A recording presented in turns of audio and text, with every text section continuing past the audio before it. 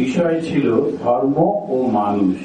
কালকে যারা স্বামীজির বাড়িতে গেছেন তারা অনেকেই শুনেছেন এই কথাটি, ধর্ম সম্পর্কে যেটা বলেছিলাম। তো ওটা খুব তত্ত্বগত ভাবে বলছিলাম। তো এখন যেহেতু আমাদের খুব একটা নিজস্ব পরিবেশের মধ্যে, আসলে ধর্মটা কি? ধর্মটা হচ্ছে অন্যকে পীড়া না দিয়ে, অন্যকে দুঃখ কষ্ট না দিয়ে সমস্ত যে ব্যবহারগুলো করি সেটাকেই বলে ধর্ম। আমি যখন কাউকে উৎসাহ দিচ্ছি, আমার কথাবার্তার মধ্যে, আমার ব্যবহারের মধ্যে, আমার সমস্ত কিছুর মধ্যে যখন আমি উৎসাহ দিতে পারছি, তখন সেটা হচ্ছে ধর্ম। সেই জন্যে ধর্ম ব্যাপারটা আমরা প্রায় সকলেই জানি এবং আমাদের নিজেদের ব্যবহারিক জীবনে এটাকেও আমরা খুব সুন্দর করে ব্যবহারও করি। এই ধর্ম ছাড়া মানুষ বাঁচতে পারে না। কেন না, ধর্ম, মাছ যেমন জল ছাড়া বাঁচে না, মানুষ তেমনি ধর্ম না হলে বাঁচতে পারে না। অনেক পরীক্ষা নিরীক্ষা করা হয়েছে, কমিউনিস্ট কান্ট্রিগুলোতে তারা পরীক্ষা করেছে যে ধর্ম ছাড়া মানুষকে বাঁচানো যায় কিনা, কিন্তু দেখা গেছে যে সেই মানুষগুলো পশুর মতো হয়ে যাচ্ছে। আমাদের দেশেও আমরা লক্ষ্য করতে পারছি এখন প্রত্যেকটি মানুষের মধ্যে কি ভয়ঙ্কর একটা পাশবিকতা জেগে উঠেছে। এখন এই যে হয়েছে কেন? কেননা তার মধ্যে ধর্মটা নষ্ট হয়ে গেছে বলে। যদি ধর্মটা থাকতো তাহলে এই সমস্যাটা হতো না। এই কারণেতে ধর্মটা খুবই জরুরি। আর জরুরি কেন? আমাদের জন্য জরুরি। যারা আমরা বাড়িতে রয়েছি, সংসারে রয়েছি, আমাদের তো বাঁচতে হবে, এই সমাজের মধ্যে আমাদের তো থাকতে হবে। এখন প্রত্যেকটি মানুষকে দেখলেই যদি আমি ভয় পাই, তাহলে কোন মানুষের কাছে যাব? মানুষ যদি মানুষের কাছে গিয়ে দাঁড়াতে না পারে, মানুষ যদি মানুষকে বিশ্বাস করতে না পারে, মানুষ যদি মানুষের বিপদে সাহায্য না করে, তাহলে মানুষের সমাজটা নিবে দরকারটা কি? এই যে একটু আগে একজন বলছিলেন যে গাড়ি করে কিছু লোক আসছিলেন, সেটা পেপারে বোধহয় আপনারা দেখেছেন, যে যখন ওই সেকেন্ড হুগলি ব্রিজে যে টোলটা আছে ওখানে দাঁড়িয়েছে, সামনে একটা বড় লরি, পেছনে এসে ও দাঁড়িয়েছে লাইনে কিউতে, আর হঠাৎ করে পেছন থেকে বিরাট একটা গাড়ি এসে ওকে, ওই লরি আর ওর মাঝখানে ওকে চিপতে দিল, আর সঙ্গে সঙ্গে লাইট নিভিয়ে সবাই পালিয়ে গেল। তখন সেইটির সময় যেটি প্রয়োজন ছিল, ওদেরকে সাহায্য করলে হয়তো আরো কয়েকজন বাঁচতে পারতেন। এইরকম ঘটনা, সত্য মিথ্যে জানি না, একজন বলছিলেন। এখন এই যে ব্যাপারটি, এটার মধ্যে কোথায় হলো? ওই নৈতিকতার অভাব হয়ে যাচ্ছে। তো যখন আমাদের ধর্ম আমরা দেখি, সেই ধর্মটা তিনটে স্টেজ থাকে। একটা হচ্ছে রিচুয়াল। রিচুয়াল মানে এই যে কাজ কর্মগুলো করি, পুজো আর্চা করি, সমস্ত কিছু সাজিয়ে গুজিয়ে নিয়ে যাই, এটার মধ্যে অন্য কোনো কিছু থাকে না। থাকি শুধু কিছু একটা করছি এই ভাব, থাকি শুধু আমার ভেতরের কিছু বাসনা হয়তো বা মিটে যাবে এইরকম একটা ধারণা। তো এই যে কি বলছে যে রিচুয়াল, আমি মন্ত্র পাঠ করছি, আমি গিয়ে গঙ্গা স্নান করছি, থালা সাজিয়ে নিয়ে গিয়ে ভগবানকে ভোগ দিচ্ছি, ভগবানের জন্য নানান রকম ফুল তুলে মালা গাঁথছি, সমস্ত কিছু করছি, পুজো করছি, উপবাস করছি, আরতি করছি, কিন্তু ঠিক জানি না কেন করছি। খানিকটা আমার এই সামনেতে যে মনের মধ্যে যে বাসনাটা রয়েছে, ইচ্ছাটা রয়েছে, সেইটি পূরণ করবার জন্য আমি ওইগুলো করে চলেছি।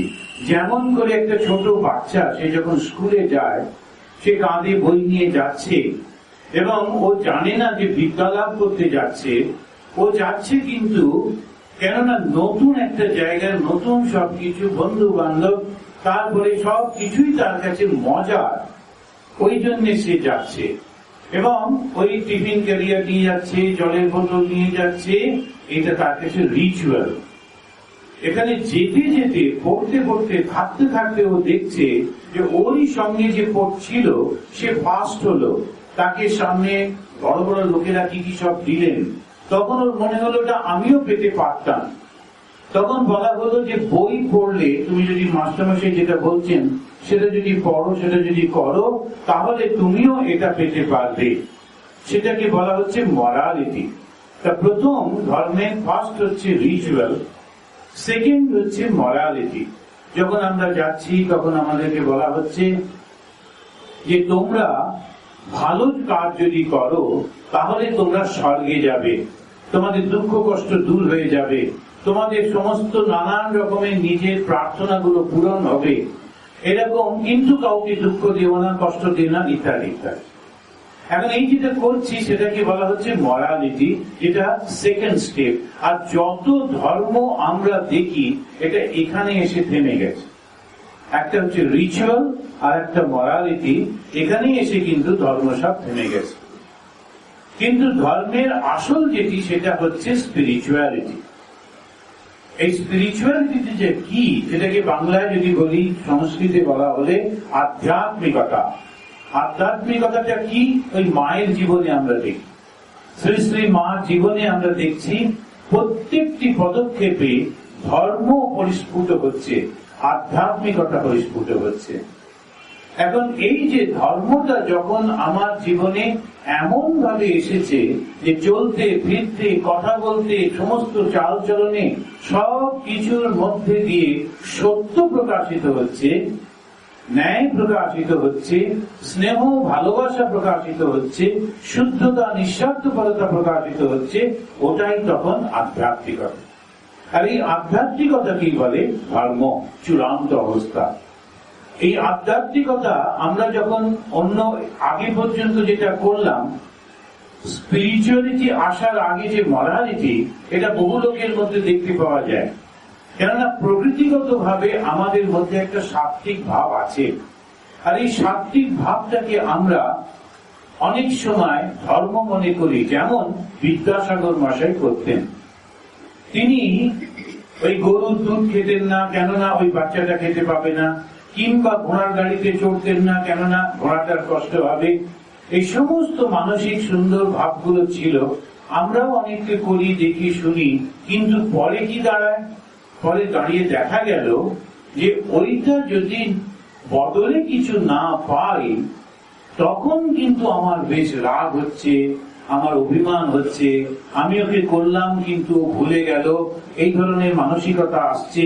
অর্থাৎ কিছু করার বদলে আমি কিছু যেন পাই, এই আমার মনের মধ্যে রয়েছে। এখন এই জন্য মরালিটিটা একটা ইমোশন থেকে আসছে, জ্ঞান থেকে আসছে না। সেই জন্য রিচুয়াল অ্যান্ড মরালিটি ধর্মের অবশ্য অঙ্গ, এগুলো ভীষণভাবে জরুরি, কিন্তু ওটাতে শেষ না। শেষটা হচ্ছে রিলিজিয়ন ইজ রিয়ালাইজেশন। যতক্ষণ না আমরা মনে করছি যে আমার ভেতরে ঈশ্বর আছেন, ভগবান আছেন, তিনি সবার মধ্যে রয়েছেন এবং তাকেই আমি সেবা করছি, তাতে আমি নিজে ধন্য হয়ে যাচ্ছি, ততক্ষণ স্পিরিচুয়ালিটি আসছে না। এই জন্যে আমরা লক্ষ্য করে দেখছি ভগবান শ্রীরামকৃষ্ণ দেব, তিনি প্রথম জীবনে একদম এইটা ডিসপ্লে করছেন। যখন কোন লোক আসছে তিনি লুকিয়ে পড়ছেন, কথা বলতে চাইছেন না, তিনি এমন ভাবে ব্যবহার করছেন যে কাউকে পছন্দ করেন না। কিন্তু ধীরে ধীরে ধীরে ধীরে যখন তিনি অন্তরের মধ্যে সেই সত্যটিকে দেখতে পেলেন, এবং তাও কত রকমের পথ দিয়ে গিয়ে, যখন সে মা কালীকে দর্শন করছেন, তারপরে কৃষ্ণকে দর্শন করছেন, রামকে দর্শন করছেন, শিবকে দর্শন করছেন, সীতাকে দর্শন করছেন, সমস্ত কিছু করবার পর যখন ইসলাম ধর্ম, খ্রিস্টানিটি, তখন তিনি বললেন যত মত তত পথ। এই যে কথাটির অর্থ, পথ যেটাই হোক না কেন, ভাব যেটাই হোক না কেন, যদি তুমি আন্তরিক হও এবং বিশ্বাসী হও, তুমি সেই সত্যটাই জানতে পারবে যে সত্যটা চিরকাল রয়েছে। সেই সত্যটি কি? সেই সত্যটা হচ্ছে সব কিছুর মধ্যেই ভগবান রয়েছেন, ভগবান ছাড়া আর কোনো কিছু নেই। আমাদের এই যে হিন্দু ধর্মের মধ্যে আমরা যেটা দেখি সেটা খুব সুন্দর, সেটা হচ্ছে মূর্তিতে পুজো করছে। কিন্তু যারা মূর্তিতে পুজো করছেন, সেই সত্যিকারের যারা অনুভূতি সম্পন্ন সাধক, তারা মূর্তিতে পুজো করছেন ঠিকই, কিন্তু সঙ্গে সঙ্গে আবার বলেও দিচ্ছেন যে মূর্তি কিন্তু অমূর্ত। কিরকম না, আমরা রামচরিত মানসে দেখছি গোস্বামী তুলসীদাসজি তিনি রামকে পুজো করছেন, শ্রী রামচন্দ্রকে, একেবারে সেই রাম লালাকে পুজো করছেন, রামচন্দ্রকে পুজো করছেন। একবার সবাইকে ডেকেছেন, রামচন্দ্রকেও ডেকেছেন, এবং ডাকার পর তিনি রামচন্দ্রের আসন দেননি, বাকি সবার আসন দিয়েছেন। দেবার পর তিনি বলছেন, রাম এসে জিজ্ঞেস করছেন, শ্রী রামচন্দ্র এসছেন, এসে জিজ্ঞেস করছেন, গোস্বামী তুমি সবাইকে বসতে আসন দিয়েছ, আমার আসন কই? তখন তার সেবক, তার পূজারী, রাম ভক্ত সেই তুলসীদাসজি বলছেন, पूछो मही कि रहो कहाँ, मैं पूछत सकुचाओ। पूछो मही, তুমি আমাকে জিজ্ঞেস করছো রহো কাহা, আমি কোথায় থাকবো। मैं पूछत सकुचाओ, আচ্ছা বেশ, আমি তোমায় জিজ্ঞেস করি, पूछो मही कि रहो कहाँ, मैं पूछत सकुचाओ। তারপরে সেই অদ্ভুত কথাটা বলছেন, যাহা না হহু তহু দেহু কহি, তুমহি बैठाओ ही थाओ। তুমি যেখানে নেই সেই কথাটা আমাকে বলে দাও, তুমি যেখানে নেই সেই জায়গাটা বলে দাও, ওখানে তোমার আসন পেতে দিচ্ছি।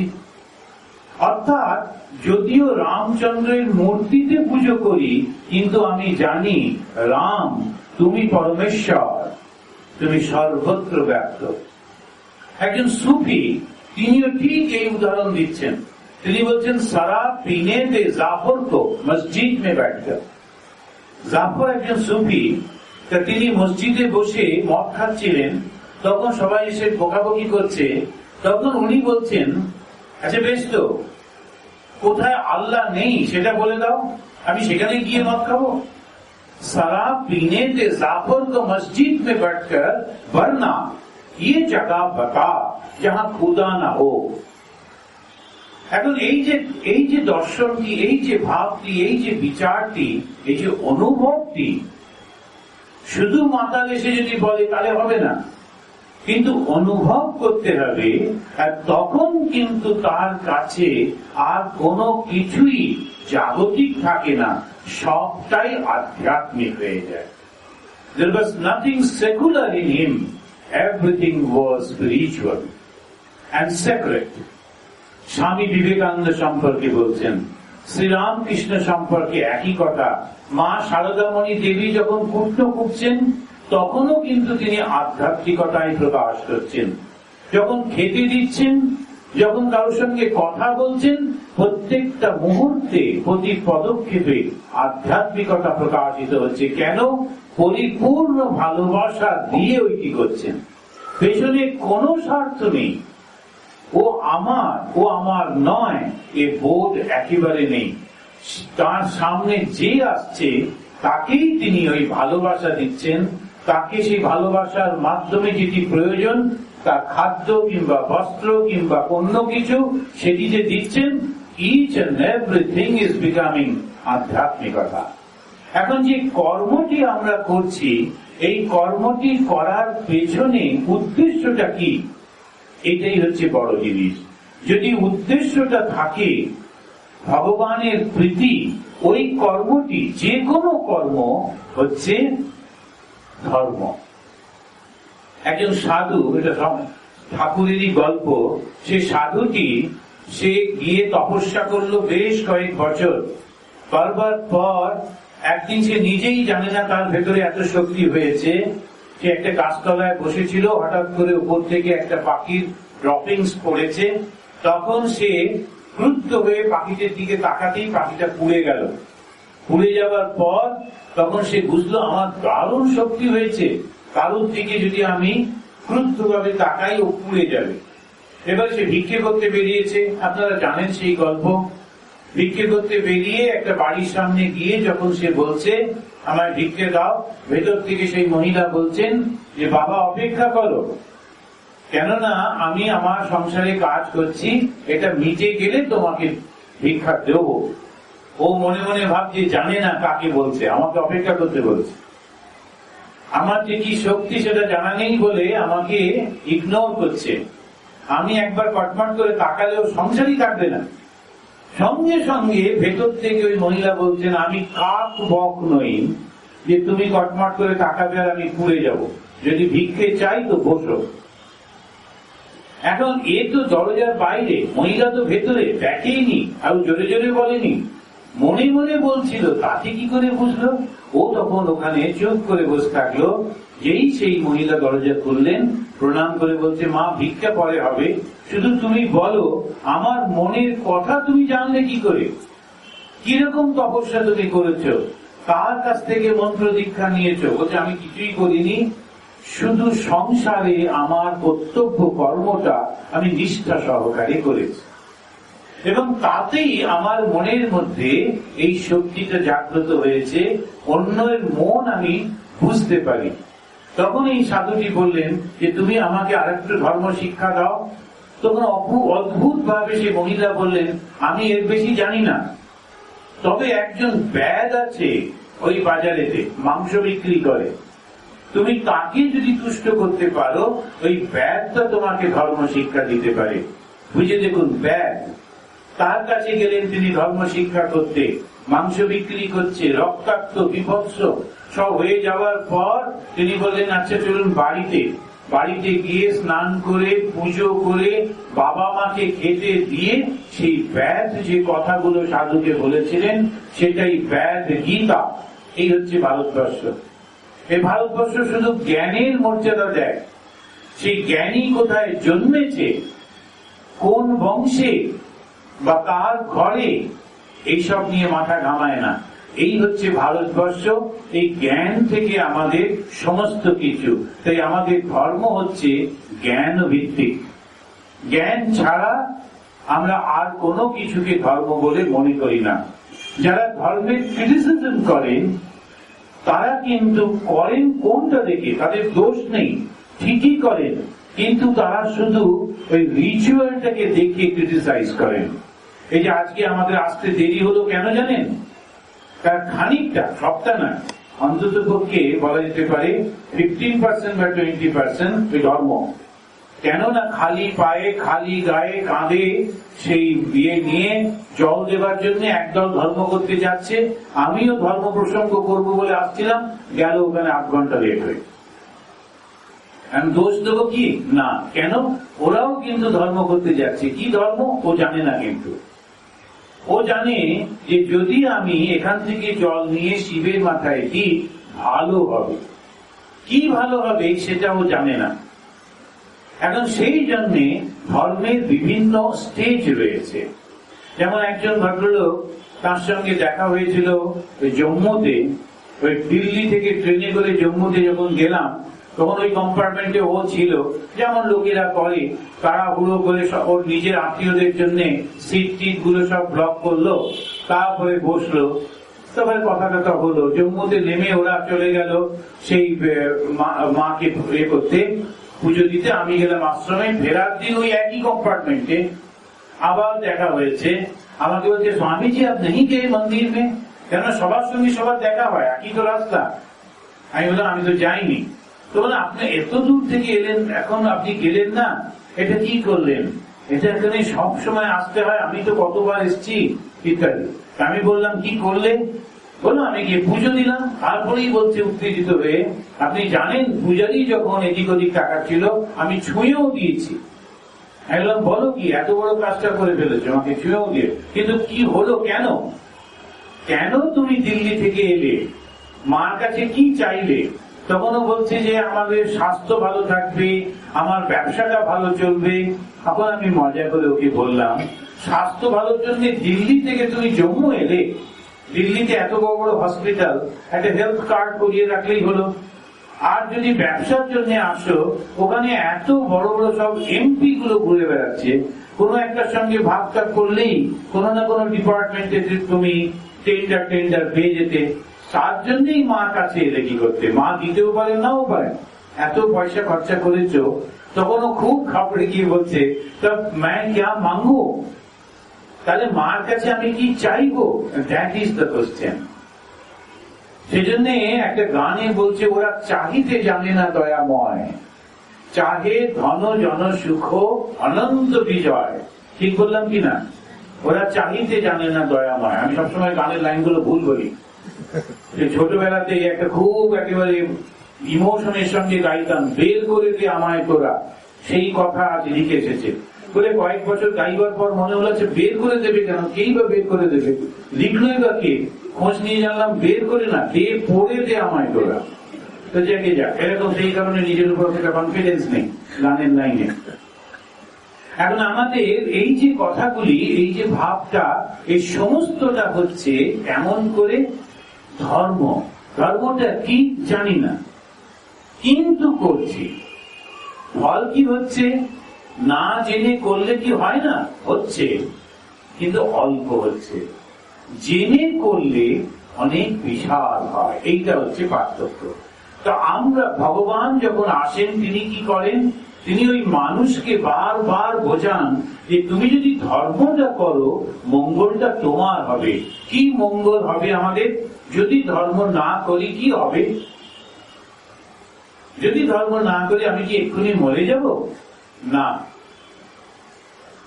এই যে আপনারা সবাই ধর্মকথা শুনবার জন্য 5:30 থেকে আমাদের বেবি সেন সব ক্যামেরা নিয়ে বসে আছে, কিন্তু ধরা যাক আমরা কেউ ধর্ম করলাম না, কি হবে বলুন তো? কি হবে? কিছু হবে? আমরা কিন্তু ঠিক জানি না। যদি ধর্ম না করি কি হবে? আমাদের পড়াশোনা খারাপ হবে না, আমাদের জীবন যে আমরা সেই চাকরিও পাবো, সংসারও হবে, সবই হবে, কিন্তু মনুষ্যত্ব হারিয়ে যাবে। মানুষের যে মানবীয় গুণগুলো, সেটা কেবলমাত্র আইনের মাধ্যমে করা যায় না। সেই জন্য আমাদেরই এক স্টুডেন্ট, একজন ক্যালকাটা হাইকোর্টের জাজ, সে বেচারি সবাইকে, ছেলে মেয়েকে সে শাসন করছে আইনের মাধ্যমে। পুরো বাবা মাকে দেখো, নইলে জেলে করবো। বাবা মা যদি কষ্ট পায় তাহলে তোমাদেরকে আমি শাস্তি দেব। এরকম প্রচুর আপনার আসছে, আনন্দবাজারে পড়ে দেখতে পারেন। আর এখন ও আছে বলে খানিকটা ভয় পাচ্ছে সবাই। কিন্তু এইটা দিয়ে কি বাবা মার প্রতি শ্রদ্ধা আনা যাবে? না। ওই জন্য ছোট্টবেলায় আমাদের শেখানো হতো মাতৃদেব ভব, পিতৃদেব ভব। বাচ্চাটাকে তো শেখালো যে মা দেবতা, দেবী, বাবা দেবতা, কিন্তু মা বাবাকেও শিখতে হবে। তা না হলে গোলমালটা হয়ে গেল কি, যেই ছেলে কথা শোনে তখন তার ওপরে মার বাবা হিটলারি চালাতে শুরু করলেন। তিনি কিন্তু তার ভালো মন্দ কোনো কিচ্ছু দেখবে না, আমি যেটা বলছি করো, নইলেই। এখন ছেলেটা যেহেতু বাবাকে শ্রদ্ধা করে, মাকে ভক্তি করে, সে বেচারি ওইটাই মেনে চলেছে, কেননা শেখানো হয়েছে। আর বদলে কি হলো, মা কিংবা বাবা কিন্তু একেবারে হিটলারের নেক্সট হয়ে তিনি বসলেন। যদিও নামটা পেলেন না, কিন্তু হিটলারের থেকেও অনেক বেশি অত্যাচার করলেন। কেন? তিনি জানেন না ধর্মটা কি, এইটা বলবা। সেই জন্যই ঠাকুর বলছেন, যার সঙ্গে যেমন তার সঙ্গে তেমন, যখন যেমন তখন তেমন, যেখানে যেমন সেখানে তেমন। আপনারা শুনলে অবাক হবেন, একজন মহিলা প্রায়ই আমাকে ফোন করেন।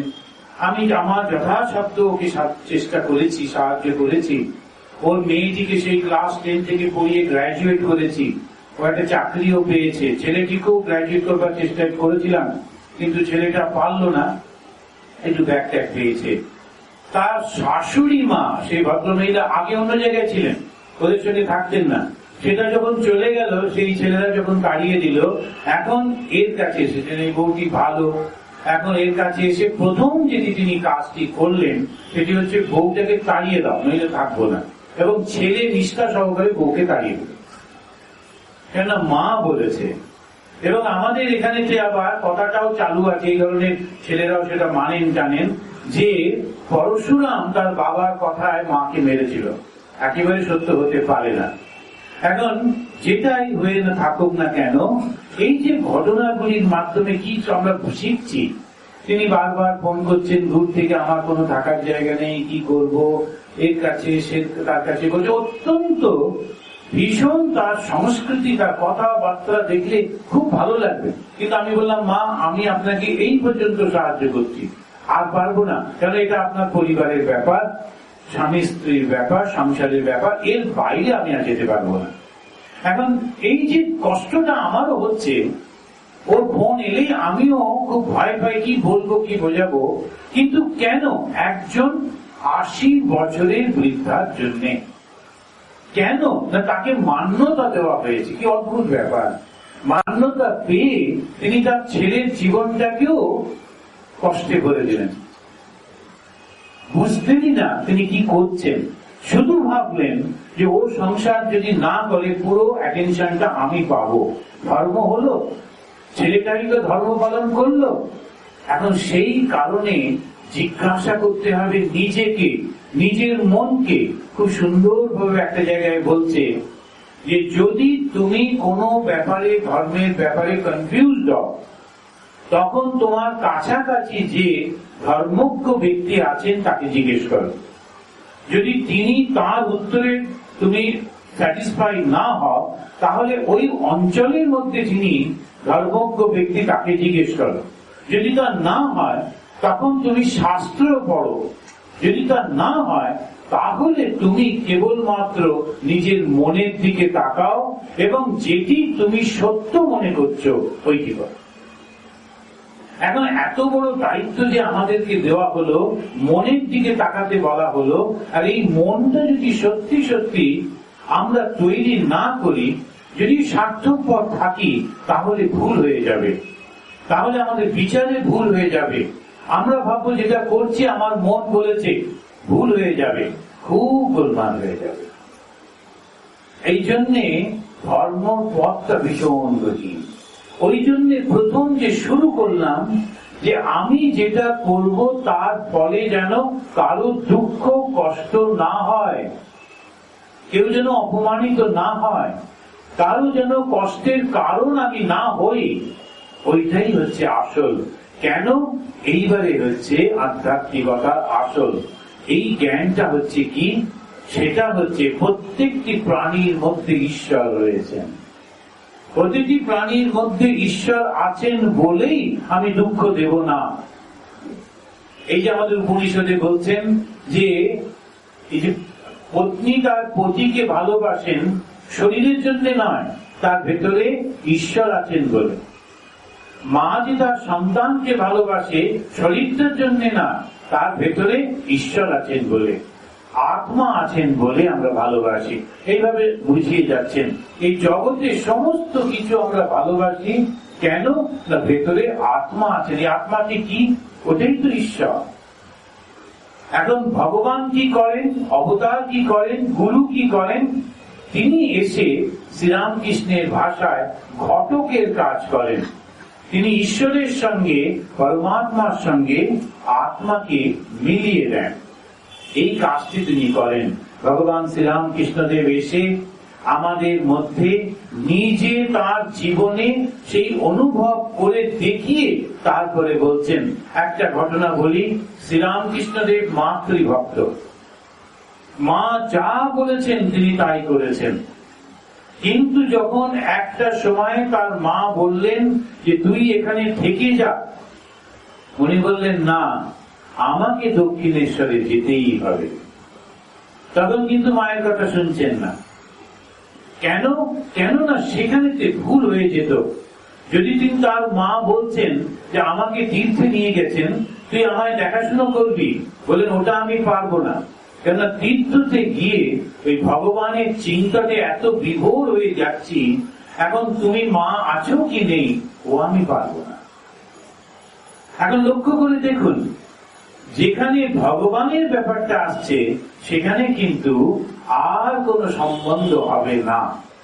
সেই জন্যে আমরা দেখছি যে যেখানে ওই ভগবানের সম্পর্ক নেই, সম্বন্ধ নেই, তখন ভগবান কৃষ্ণ বলছেন যে ওই যে দেখছো তোমার দাদু ভীষ্মদেব, বিরাট বড় পুরুষ, প্রতিজ্ঞা পালন করছেন, কিন্তু প্রতিজ্ঞা পালন করতে গিয়ে অন্যায়কে সাপোর্ট করছেন, সুতরাং উনিও পাপী। কর্ণ এত বড় বীর, যেহেতু তার যখন অপমান হচ্ছিল, অর্জুনের সঙ্গে সে একবার অস্ত্র পরীক্ষা হচ্ছিল, সেখানে যেতে গেছিলেন, তখন বললেন সুতপুত্র, সুতরাং তো আমাকে নেওয়া হবে না। তখন সবাই চুপ করেছিলেন, একমাত্র দুর্যোধন ওকে রাজা বানিয়ে তাকে ক্ষত্রিয়ের সম্মান দিছিলেন। এই কৃতজ্ঞতা বোধে তিনি দুর্যোধনের পাপকে সাপোর্ট করেছিলেন, ওই জন্য তার পাপে ফল ভোগ করতে হয়েছিল। সুতরাং কৃতজ্ঞতা, সুতরাং আত্মীয়তা, সুতরাং ভক্তি, সুতরাং সমস্ত কিছু নির্ভর করছে ওই একটা দাঁড়িপাল্লার কাঁটার দিকে। ইনি ধর্মের দিকে আছেন কি নেই? যদি ধর্মে থাকেন তাহলে আমি ওর সঙ্গে আছি, যদি ধর্মে নেই আমি ওর সঙ্গে নেই, সে আমার যেই হোক না কেন। ধর্মটি এইরকম একটা জায়গায় মনকে নিয়ে যায় যেখানে সে এত শক্তিশালী হয়। আর এই শক্তিশালী কখন হয়? যখন তার পরিপূর্ণ বিশ্বাস হয় ঈশ্বর আছেন, সুতরাং আমি শুধু ঈশ্বরকে পাওয়ার জন্য কর্মগুলো করব, আর আমার কর্মের মধ্যে দিয়ে কখনো যেন কেউ কষ্ট না পায়। আবার ভীষণ প্র্যাকটিক্যাল শ্রীরামকৃষ্ণ, কর্ম করতে গিয়ে যদি আমি দুর্বল হয়ে যাই তখন অন্যরা আমার মাথার উপর বসবে। আমি একটা অফিসের বস, আমি গিয়ে সকালবেলায় যখনই পিয়নকে দেখলাম, হাত জোর করে মাথা নত করে নমস্কার করলাম, ভালো আছেন তো পিয়ন দাদা, যদি বলি তাহলে পিয়ন আর আমায় জল দেবে?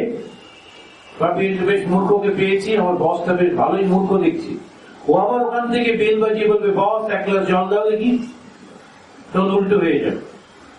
আমাদের একজন স্বামীজি, তিনি খুব বেদান্ত পাঠ করতেন, তা তিনি বললেন যে না, আমাদের অদ্বৈত আশ্রমে যে খেতে বসি ওখানে ফিক্সড আছে, এখানে প্রেসিডেন্ট বসবেন, এখানে ম্যানেজার বসবেন, একটা হায়ারার্কি থাকে। উনি বলেন না, এসব থাকবে না, যে যখন যেখানে পারবে বসবে। ঘন্টা পড়লেই যারা আমাদের সঙ্গে কাজ করে তারাও খেতে যায়, কিন্তু ওরা হয় বাইরে বসে খায়, নইলে সেকেন্ড পঙ্গতে খায় মোস্টলি।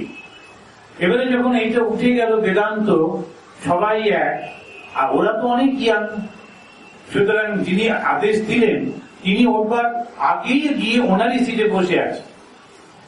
উনি গিয়ে দেখছেন সিট নেই, এবারে বারান্দায় পায়চারি করছেন। প্রথম দিন, দ্বিতীয় দিন, তৃতীয় দিনে বেদান্ত ভেঙে গেল, বলেন না, যেমন ছিল এরকমই থাকবে। এখন ব্যবহারিক একটা ধর্ম আছে আর পারমার্থিক একটা ধর্ম আছে। ব্যবহারিক ধর্ম যেটা, সেটা কিন্তু ঠিক ঠিক ভাবে পালন করতে হয়, যার সঙ্গে যেমন তার সঙ্গে যেমন। ওই সেই সাপ, যাকে তার সেই গুরুদেব বলেছিলেন তুই ফোঁস করবি, কিন্তু সাপটি ভুল বুঝলো, সে আর কাউকে কামড়ায় না। তখন রাখালরা তাকে নিয়ে মারে, ঘোরায়, খেলা করে, হাড়গোড় ভেঙে গেল। 1 বছর পরে গুরুদেব এসে বলেন তুই কি বোকা রে, আমি ফোঁস করতে বলেছি, কামড়াতে বলিনি, কিন্তু ফোঁস করতে তো বারণ করিনি। দেখুন, এই হচ্ছে ধর্ম। ধর্ম মানুষকে বোকা করে না, বুদ্ধিমান করে। ধর্ম মানুষকে দুর্বল করে না, সাহসী করে। ধর্ম মানুষকে কখনোই একলা করে দেয় না, বিশাল পরিবার করে। তার প্রমাণ আজকে আপনারা দেখুন, কত কষ্ট করে বসে আছেন। কেন? কেননা একটু ধর্ম কথা শুনবো বলে। আর এই বাড়ির লোকেরা, ওরাও জানে, তবু দুজনে মিলে ছোটাছুটি করে তারপরে একটু বকুনি গেল আমার কাছে, বলে একটু দুঃখ করে কোথাও গেছে, কোথায় গেল অসীমা, ওকে ডাকো। খুব কষ্ট করে বেশ কিছুদিন ধরে সব ব্যবস্থা করছে। কেন না, ওর বাড়িতে একটু ঠাকুরের কথা হবে, মহারাজ আসবেন, সবাই ভক্তরা আসবে, একটু কথা শুনবে। যাক, খুব ভালো লাগলো আপনাদের কাছে এসে। আজকে আমি গেছিলাম সে একটা জায়গাতে, মিদনাপুরে, একটি ছেলে, খুব অদ্ভুত ব্যাপার, সে চাকরি পেয়েছিল দেওমালিতে, যেখান থেকে আমি আসছি। দেওমালি মানে অরুণাচলে। আর সেই চাকরিটাও করলো না, কেননা অনেক দূরের জায়গা বলে। চাকরি না করে কি করব? তখন ও 800টা মুরগি নিয়ে একটা ফার্ম করেছিল, 800 মুরগি নিয়ে ফার্ম করেছিল।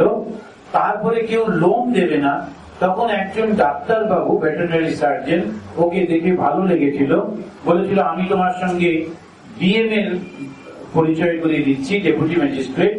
তখন পরিচয় করাতে তিনি বলে একটু টাকা বার করে দিচ্ছেন লোন হিসেবে। 800টা মুরগি নিয়ে ফার্ম করলো। আজকে তার কত মুরগি জানেন? 80 লক্ষ, 80 লাখ। আপনারা যখনই এই সমস্ত বড় বড় সব মল গুলোতে যাচ্ছেন, ওখানে যে ছাপ মারা যে মাইটি এক্স, এই সমস্ত ওখান থেকে আসছে দেখবেন। আর সেই ছেলেটির বয়স হার্ডলি 35-40 বছর হবে। কারণ এই যে সফলতা, এই সফলতা এসেছে কিরকম ভাবে? ধর্মের পথ ধরে। ও একটাও অন্যায় করেনি। ও আজ পর্যন্ত তার জন্য সমস্ত ব্যাংক সব অফিসার ওকে বিশ্বাস করে। ওর কাছে যত লোক কাজ করে তাদেরকে খাওয়াবার জন্য সুন্দর ব্যবস্থা করে রেখেছে, এবং তাদের সমস্ত স্বাস্থ্য যাতে ভালো থাকে সব ব্যবস্থা নিট অ্যান্ড ক্লিন, দেখার মতো। এই কাছে মিদনাপুরে গিয়ে আমি ওইখানে দেখতে গেছিলাম, দেখে এলাম। আমাদের ওখানে খানিকটা করবো। এখন এসছিলাম ঠিক সময়। তারপরে মাঝখানে আমাদের বেলুন মাঠে ডাকলেন একটা কাজে, সেখানে গেলাম। তারপরেও ঠিক টাইমে বেরিয়েছিলাম, কিন্তু আমাদের কলকাতার রাস্তাঘাটের জন্য দেরি হলো। আজকেও আপনাদের অনেক দেরি হয়ে গেছে। পরে আপনারা এতক্ষণ ধরে বসে আছেন, কিন্তু একটা প্রমাণ হয়েছে যে আপনারা ভগবানের কথা শুনতে ভালোবাসেন। আর যে কথা শুনতে ভালোবাসেন সেটা আর একটা প্রমাণ আছে। সেটি কি? মনের মধ্যে শুদ্ধতা কিন্তু এসেছে। মনের মধ্যে শুদ্ধতা না এলে কখনো ভগবানের কথা শুনতে ইচ্ছে করে না, একেবারে না। শুনলে মনে হয় দম বন্ধ হয়ে আসছে, কখন পালাবো, কখন কোথায় যাব। প্রমাণ, শ্রীরামকৃষ্ণের কাছে 2 বন্ধু গেছেন। একজন হা করে ঠাকুরের কথা শুনছেন, আর দ্বিতীয় জন স্বয়ং ভগবানের মুখ থেকে ধর্মের কথা শুনে তার দম বন্ধ হয়ে যাচ্ছে। সে বন্ধুকে খালি খোঁজাচ্ছে, ওঠ না ওঠ না, কখন যাবি। তখন ঠাকুরই বললেন যে তুমি গিয়ে বরং নৌকোয় বসো। ও বলে হ্যাঁ সেইটাই ভালো। লাফিয়ে উঠে নৌকোয় গিয়ে বসলো। কেন? কেননা ওর ভেতরে কামনা, বাসনা আর ওই সমস্ত যে মানসিক মল এত প্রবল যে স্বয়ং ভগবানের কাছেও তার ভালো লাগলো না। সেই জন্য মনে রাখতে হয়, আমরা কিন্তু অনেকগুলো পা এগিয়ে এসেছি। এই এগিয়ে এসে আর কি পিছিয়ে যাব না। এখন ওই গানটা সব সময় গাইতে হবে, তখন সেইখানে সব সময় বলতে হবে যে চরণ টলিবে না, হৃদয় টলিবে না, কাহারও ব্যাকুল ক্রন্দনে। যে যাই বলুক না কেন, এই কথাটা আবার ঠিক বললাম কিনা কে জানি, যে মোটামুটি ঠিকই বলেছি। এখন কোটেশন গুলোতে খুব মুশকিল। এখন এই যে কথাগুলি বলছেন মধ্যে দিয়ে যে গায়করা, যে কবি এত সুন্দর করে বলছেন যে কাহারও আকুল বা ব্যাকুল ক্রন্দনে, অর্থাৎ আর কিন্তু আমি মায়ায় জড়াবো না। এত সুন্দর ভাবে করে হয়েছে। একসঙ্গে সবাই মিলে এগোতে হবে। আপনারা মায়েরা ঘরে ঘরে এইরকম ব্যবস্থা করুন। আমি সবসময় বলি, যদি সম্ভব হয় বাড়ির সব মেম্বাররা মিলে রাত্রিরে অন্তত একসঙ্গে খেতে বসুন। একবার দিনের মধ্যে একসঙ্গে হওয়া সমস্ত পরিবারের মেম্বারদের পক্ষে খুব প্রয়োজন। খেতে বসে টিভিটা বন্ধ করে একজনকে বলুন যে সে যেন একটু কথামৃত পাঠ করে। এই কথামৃত 2টো পাতা পড়তে খুব আস্তে আস্তে পড়লেও 5 মিনিট লাগবে, এবং এই 5 মিনিট যে পাঠ হয়ে গেল তখন ঠাকুরের জয়ধ্বনি দিয়ে কথামৃত বন্ধ করে আবার টিভি চালিয়ে গল্প করতে করতে খুব সবাই মিলে খাওয়া দাওয়া করুন। এইটা যেই হবে দেখবেন পরিবারের কত সমস্যা মিটে গেছে। কেন? এই কথামৃতের পাতায় পাতায় সংসারের সমস্ত সমস্যার সমাধান রয়েছে। এই সমাধানটা কি করে? মানুষের মনটাকে উন্নত করে দিয়ে, উঁচু করে দিয়ে, নিঃস্বার্থপর করে দিয়ে, তখন দেখবেন সমস্ত মানুষগুলো সংসারে কি ভালো হয়ে যাচ্ছে। আর প্রত্যেকটি সংসার তখন আশ্রম হয়ে যাবে। আশ্রমে গেলে যখন আনন্দ লাগে, প্রতিটি সংসারে সেরকম লাগবে। আমার খুব ভালো লাগলো এখানে এসে কথাগুলো বলে। ঠিক যখন আসছিলাম ঠিক সেই মুহূর্তে ওখান থেকে ফোন এলো, একটা সমস্যা আমাদের একটি ছাত্রকে নিয়ে, নানান রকম কাজের মধ্যে চলতে হয়, কিন্তু ওটাকে মনের ওপরে নিতে নেই। এই না যে আমরা খুব ফ্রি থাকি তাই ভালো ভালো কথা বলতে পারি, এত প্রেশার থাকে যে ভাবতে পারবেন না। তথাপি আমাদের ওই অভ্যাসটা করতে হয়, তপস্যা করতে হয় যে আমরা ওই ভগবানের কথা বলবো, শুনবো, এবং তার সঙ্গে সঙ্গে জগতের যে কর্মটা করছি সেই কর্মটাকে আমরা ভগবানের অর্পণ বুদ্ধিতে করব। একবার আসুন আমরা সবাই মিলে একটু ঠাকুরের জয়ধ্বনি দিই। 1 মিনিট দাঁড়াও তো ভাই, ওই ডিস্ট্রিবিউশনটা সবাই মিলে আসুন একটু, আমি একটু করে বলি, আপনারাও বলুন। নিরঞ্জনম নিত্যম অনন্তরূপম ভক্তানুকম্পা হৃদবিগ্রহম বৈ ঈশাবতারম পরমেশমিদ্যম তম রামকৃষ্ণম শিরসা নমামহ। जय भगवान श्री राम कृष्ण देव की जय, महामाई की जय, स्वामी जी महाराज जी की जय, गंगा माई की जय।